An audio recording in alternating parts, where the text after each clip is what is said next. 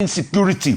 We can call Trump's name we can call Trump all sorts of names. We can insult Trump and everything. The question is, the Trump lie, is there no killings in Nigeria? Yes, Muslims are being killed, Christians are being killed, Shokmono worshippers are being killed, Ayilala worshippers are being killed, Ifa, Shong, everybody worshippers are being killed. Should the killings be happening? Shouldn't Nigerians' life matter?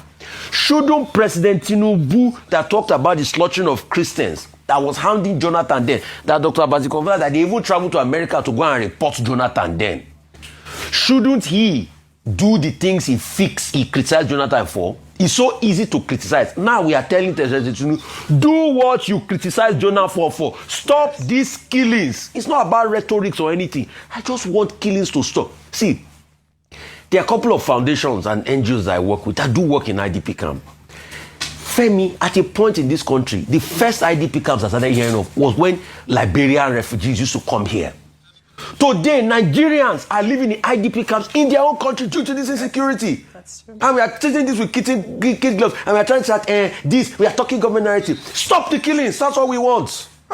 So fix the problem I think is the biggest response from the Nigerian people. Yes, you might say, I mean, for those who have conspiracy theories around why Trump is now having a particular interest in Nigeria and designating it as a country of particular concern, and even to the extent of threatening military invasion. Well, the truth is that if I use the analysis or the illustration of the fox and the vine, if the hedge is broken, the fox can get to the vine. So they have a platform, an excuse, as it were, to come in. And unfortunately, the excuse is actually factual. It doesn't give America the right on whatever level. We've talked about the UN Charter and what it says about sovereignty of nations.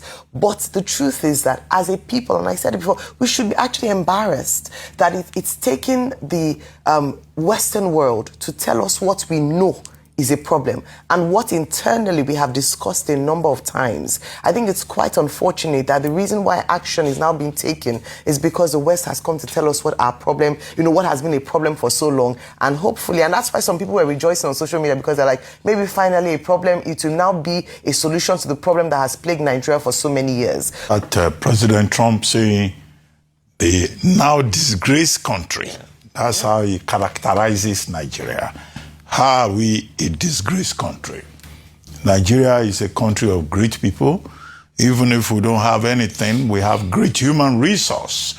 We have individuals doing very well, even in the United States, and excelling everywhere.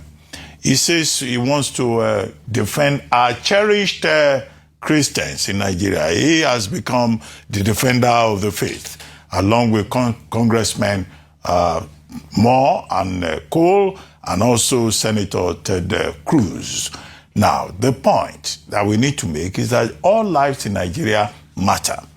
People have cited examples of how, Christians have been targeted and all of that. But if you ask Governor Zulum of Borno State, he will tell you that most of the people who have suffered from Boko Haram, or those President Trump referred to as Islamists, are Muslims.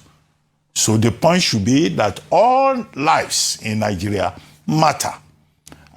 People have made the point about, resource, war, and all of that. And I say, no, that argument is a bit tenuous.